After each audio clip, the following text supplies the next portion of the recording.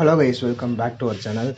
இன்றைக்கோட topic என்ன அப்படின்னா, நம்மகிட்ட ஒரு பிரதர் கேட்டிருந்தாரு, ப்ரோ வந்து 220 வந்து R15 ஃபேரிங் வந்து ஃபிட் பண்ணணும் அப்படின்னு சொல்லிட்டு ஒரு வீடியோ போட சொல்லியிருந்தாரு. அதை பற்றி தான் இந்த வீடியோவில் பார்க்க போகிறோம். ஸோ இந்த வீடியோ ஸ்கிப் பண்ணால் பாருங்கள். Let's start the video.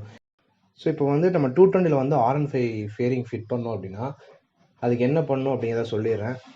And ஃபைனலாக வந்து இதை பண்ணலாமா வேணாமாங்கிறதையும் இந்த வீடியோவில் சொல்ல போகிறேன். ஸோ இப்போ R15 ஃபேரிங் வந்து நம்ம 220 ஃபிட் பண்ணலாமா அப்படின்னு கேட்டால் தாராளமாக ஃபிட் பண்ண முடியும். பட் ஃபிட் பண்ணுற இடம் வந்து கரெக்டாக இருக்கா அப்படிங்கிறத பார்த்துக்கோங்க. அவங்க கரெக்டாக ஃபிட் பண்ணுவாங்க, பண்ணக்கூடிய ஆள் தானா அப்படிங்கிறத ஃபஸ்ட் செக் பண்ணிக்கோங்க. ஆக்சுவலாக நம்ம ஃபேரிங் ரிமூவ் பண்ணதுக்கப்புறம் ஃபேரிங் மாட்டுற கிளாம்ப்ஸ் இருக்கும், கம்பி மாதிரி இருக்கும். நான் இந்த வீடியோவில் காட்டுறேன். ஸோ அந்த மாதிரி இருக்கும்.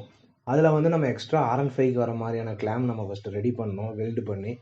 அதுக்கப்புறம் வந்து R15ஓட ஃபுல் ஃபேரிங் கிட்ட வந்து நம்ம ஃபிட் பண்ணுற மாதிரி இருக்கும். இது கொஞ்சம் ஈஸி தான். பட் வந்து அது ஃபிட் பண்ணதுக்கப்புறம் வைப்ரேஷன் நாய்ஸ்லாம் இருக்கா அப்படிங்கிறத நம்ம செக் பண்ணிக்கணும். வைப்ரேஷன் நாய்ஸ்லாம் வருமா வராதா அப்படிங்கிறத நம்ம ஃபிட் பண்ண தான் தெரியும்.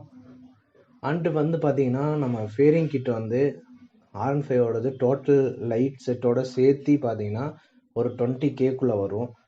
ஸோ நம்ம செகண்ட் ஹேண்ட்லாம் வாங்கி மாட்டினோம் அப்படின்னா அது ஸ்க்ராச்சஸ் வந்து இருக்கும், அந்த அளவுக்கு கிளாரிட்டி இருக்காது, லைட்லாம் கொஞ்சம் ஃபேடான மாதிரி ஃபீல் இருக்கும். ஸோ 20K செலவு பண்ணி நம்ம வந்து இதை மாட்டி சக்ஸஸ் ஆச்சுன்னா பிரச்சனை இல்லை. சக்ஸஸ் ஆகலை அப்படின்னா அது கொஞ்சம் யோசிச்சு பண்ணுங்கள் பிரதர். ஏன் அப்படின்னா நம்ம 220K வந்து ஃபுல் ஃபேரிங் கிட்ட வந்து அவைலபிளாக இருக்குது. நிறையா இன்ஸ்டாகிராம் பேஜஸ்லாம் இருக்குது, பைக் அக்சசரிஸ்லாம். அதில் வந்து 220க்கு ஃபுல் ஃபேரிங் கிட்டலாம் இருக்குது, அவைலபிளாக இருக்குது. நீங்கள் வேணால் அதை ட்ரை பண்ணி பார்க்கலாம். நம்ம இப்போ R15ஓடது போடுறோம் அப்படின்னா அது செட் ஆயிடுச்சு அப்படின்னா ஒன்றும் பிரச்சனை இல்லை. ஆக்சுவலாக இது வந்து ஓல்டு ட்ரெண்டு. அது பார்க்கறதுக்கு அந்த அளவுக்கு லுக் எதுவுமே இல்லை.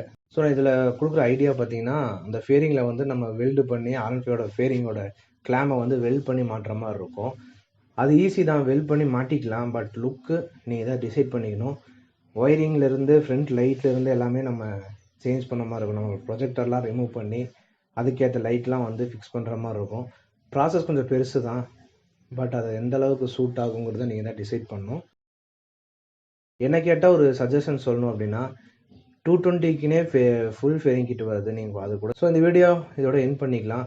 நான் சொன்னது உங்களுக்கு யூஸ்ஃபுல்லாக இருக்கும்னு நான் நம்புகிறேன்.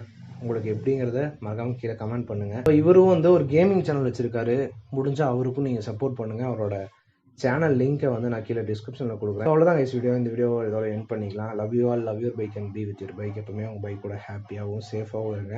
சேஃபாக ட்ரைவ் பண்ணுங்கள். Two your support and take a information. Bye.